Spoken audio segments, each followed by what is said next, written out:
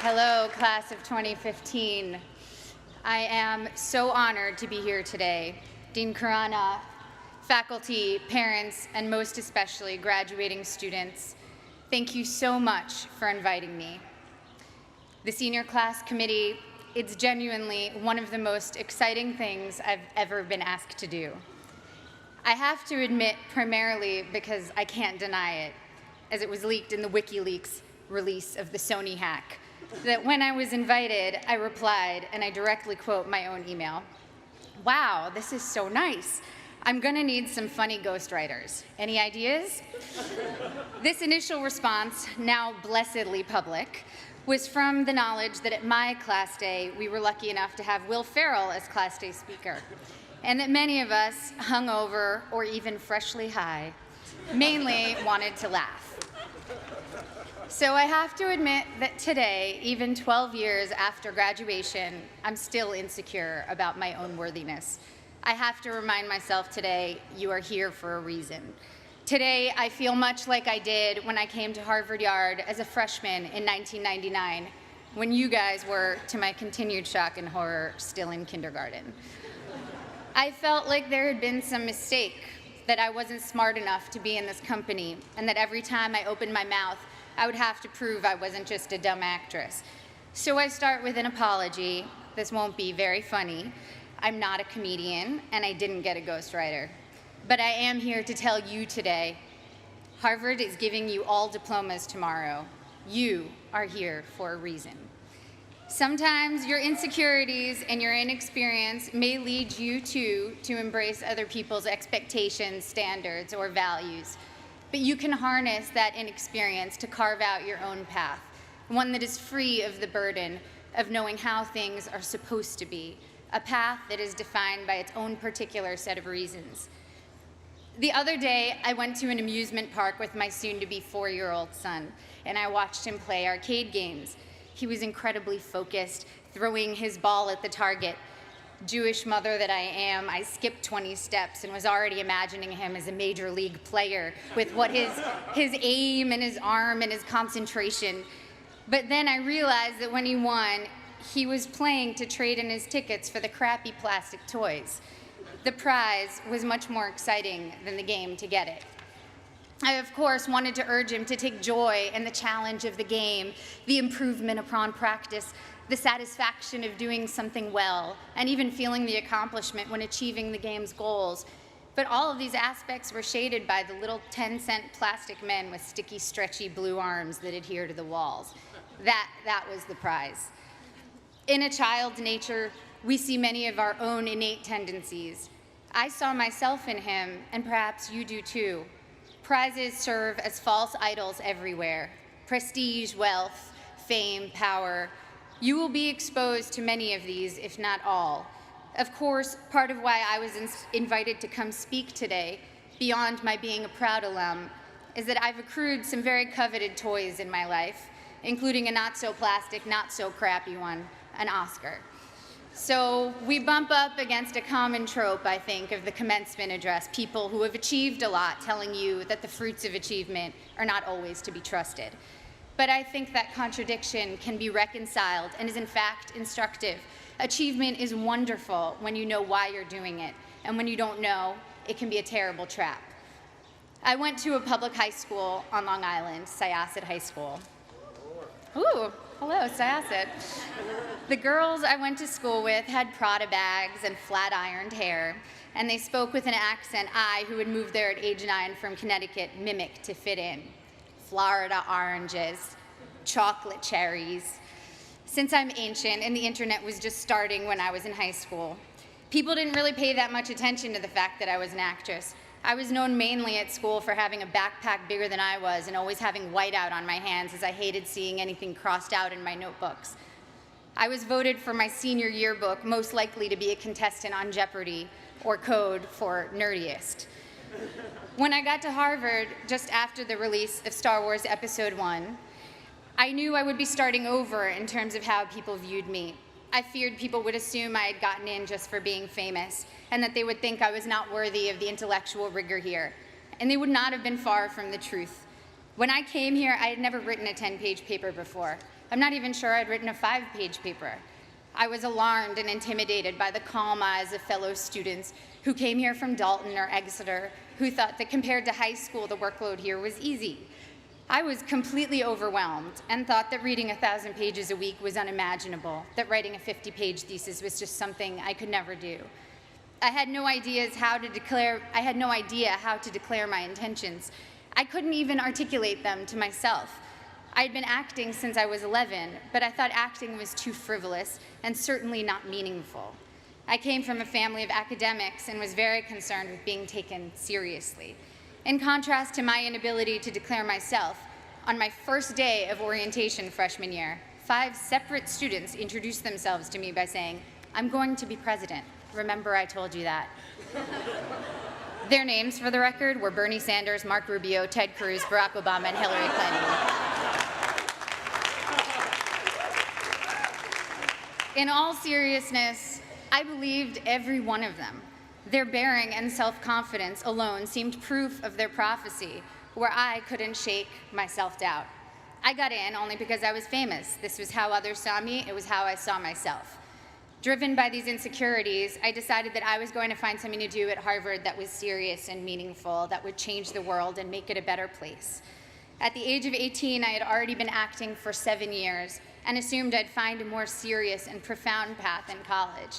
So freshman fall, I decided to take neurobiology and advanced modern Hebrew literature because I was serious and intellectual. Needless to say, I should have failed both. I got B's for your information, and to this day, every Sunday, I burn a small effigy to the pagan gods of great inflation. But as I was fighting my way through Aleph Bet Yehoshua in Hebrew and the different mechanisms of neural response, I saw friends around me writing papers on sailing and pop culture magazines, and professors teaching classes on fairy tales and the Matrix. I realized that seriousness for seriousness' sake was its own kind of trophy, and a dubious one, a pose I sought to counter some half-imagined argument about who I was. There was a reason I was an actor. I love what I do. And I saw from my peers and my mentors that that was not only an acceptable reason, it was the best reason. When I got to my graduation, sitting where you sit today, after 4 years of trying to get excited about something else, I admitted to myself that I couldn't wait to go back and make more films. I wanted to tell stories, to imagine the lives of others, and help others do the same. I had found, or perhaps reclaimed, my reason. You have a prize now, or at least you will tomorrow. The prize is a Harvard degree in your hand, but what is your reason behind it? My Harvard degree represents for me the curiosity and invention that were encouraged here, the friendships I've sustained, the way Professor Graham told me not to describe the way light hit a flower, but rather the shadow that the flower cast, the way Professor Scarry talked about theater as a transformative religious force, how Professor Coslin showed how much of our visual cortex is activated just by imagining. Now granted, these things don't necessarily help me answer the most common questions I'm asked. What designer are you wearing? What's your fitness regime? Any makeup tips? But I have never since been embarrassed to myself ask what I might previously have thought was a stupid question. My Harvard degree and other awards are emblems of the experiences which led me to them. The wood-paneled lecture halls, the colorful fall leaves, the hot vanilla at Toscanini's, reading great novels in overstuffed library chairs, running through dining halls screaming, ooh, ah, city step, city step, city step, city step. Woohoo! It's easy now to romanticize my time here, but I had some very difficult times here too. Some combination of being 19, dealing with my first heartbreak, taking birth control pills that have since been taken off the market for their depressive side effects, and spending too much time missing daylight during winter months led me to some pretty dark moments, particularly during sophomore year. There were several occasions I started crying in meetings with professors, overwhelmed with what I was supposed to pull off when I could barely get myself out of bed in the morning. Moments when I took on the motto for my schoolwork, done, not good. If only I could finish my work, even if it took eating a jumbo pack of Sour Patch Kids to get me through a single 10-page paper. I felt that I had accomplished a great feat. I'd repeat to myself, done, not good. A couple of years ago, I went to Tokyo with my husband, and I ate at the most remarkable sushi restaurant. I don't even eat fish, I'm vegan, so that tells you how good it was. Even with just vegetables, this sushi was the stuff you dream about. The restaurant had 6 seats. My husband and I marveled at how anyone could make rice so superior to all other rice. We wondered why they didn't make a bigger restaurant and be the most popular place in town. Our local friends explained to us that all the best restaurants in Tokyo are that small and do only one type of dish, sushi or tempura or teriyaki, because they want to do that thing well and beautifully. And it's not about quantity, it's about taking pleasure in the perfection and beauty of the particular. I'm still learning now that it's about good and maybe never done, that the joy and work ethic and virtuosity we bring to the particular can impart a singular type of enjoyment to those we give to, and of course to ourselves. In my professional life, it also took me time to find my own reasons for doing my work. The first film I was in came out in 1994. Again, appallingly, the year most of you were born. I was 13 years old upon the film's release, and I can still quote what the New York Times said about me verbatim. Ms. Portman poses better than she acts. The film had a universally tepid critical response and went on to bomb commercially. That film was called The Professional, or Leon in Europe, and today, 20 years and 35 films later, it is still the film people approach me about the most to tell me how much they loved it, how much it moved them, how it's their favorite movie.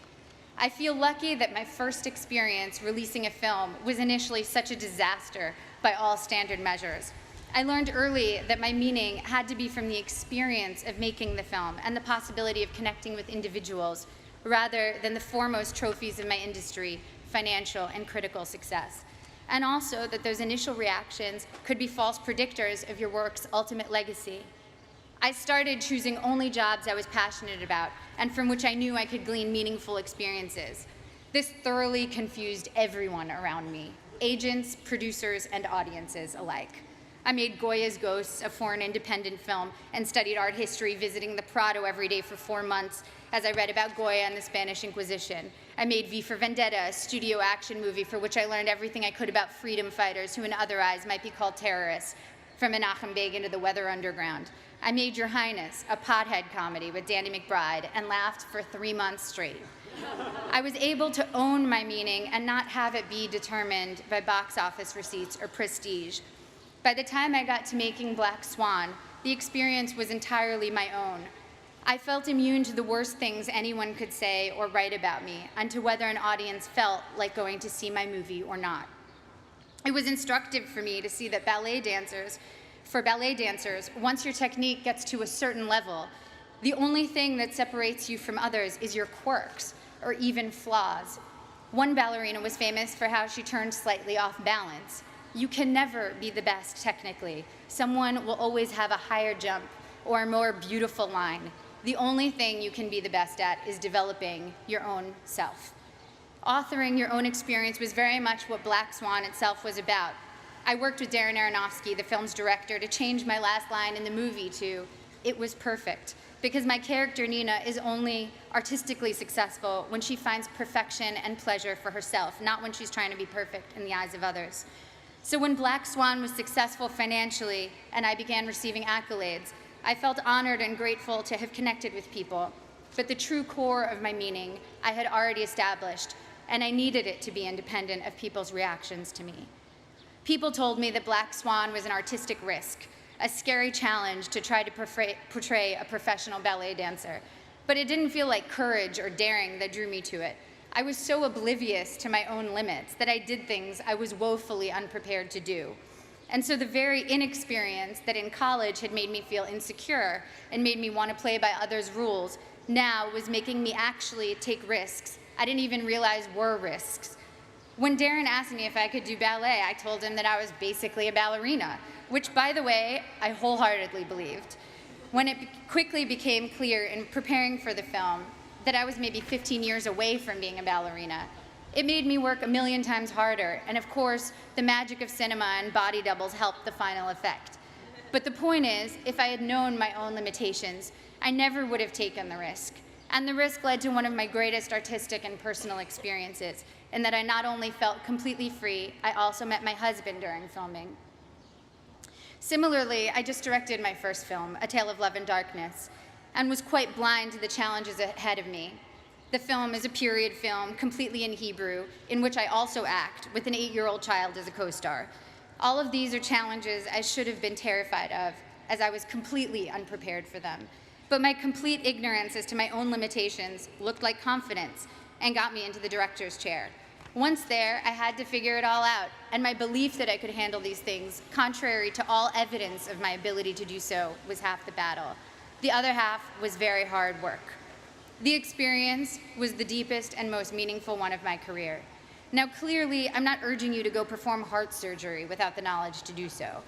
Making movies, admittedly, has less drastic consequences than most professions and allows for a lot of effects that make up for mistakes. The thing I'm saying is, make use of the fact that you don't doubt yourself too much right now. As we get older, we get more realistic, and that includes about our own abilities or lack thereof. And that realism does us no favors. People always talk about diving into things you're afraid of. That never worked for me.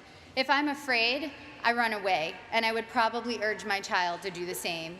Fear protects us in many ways.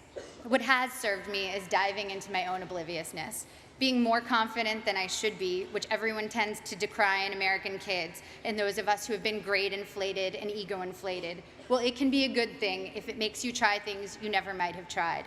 Your inexperience is an asset and will allow you to think in original, unconventional ways. Accept your lack of knowledge and use it as your asset.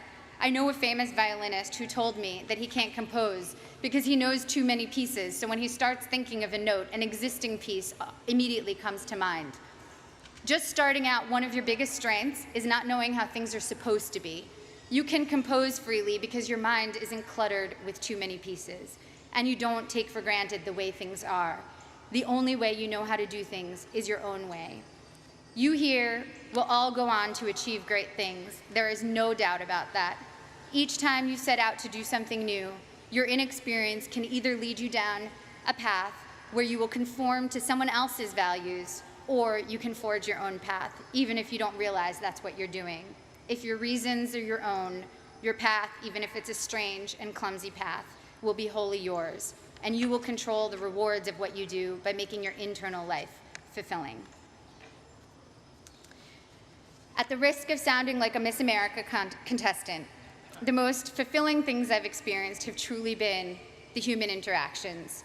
Spending time with women in village banks in Mexico with Finca, a microfinance organization, meeting young women who were the first and only in their communities to attend secondary school in rural Kenya with Free the Children, a group that builds sustainable schools in developing countries, trekking with guerrilla conservationists in Rwanda. It's a cliche because it's true, that helping others ends up helping you more than anyone. Getting out of your own concerns and caring about someone else's life for a while reminds you that you are not the center of the universe, and that in the ways we are generous or not, we can change the course of someone's life. Even at work, the small feats of kindness crew members, directors, fellow actors have shown me have had the most lasting impact. And of course, first and foremost, the center of my world is the love I share with my family and friends. I wish for you that your friends will be with you through it all, as my friends from Harvard have been together since we graduated. My friends from school are still very close. We have nursed each other through heartaches and danced at each other's weddings. We've held each other at funerals and rocked each other's new babies. We've worked together on projects, helped each other get jobs, and thrown parties for when we've quit bad ones. And now our children are creating a second generation of friendship as we look at them toddling together, haggard and disheveled working parents that we are. Grab the good people around you, don't let them go. The biggest asset this school offers you is a group of peers that will be both your family and your school for life. I remember always being pissed at the spring here in Cambridge, tricking us into remembering a sunny yard full of laughing frisbee throwers after 8 months of dark, frigid library dwelling.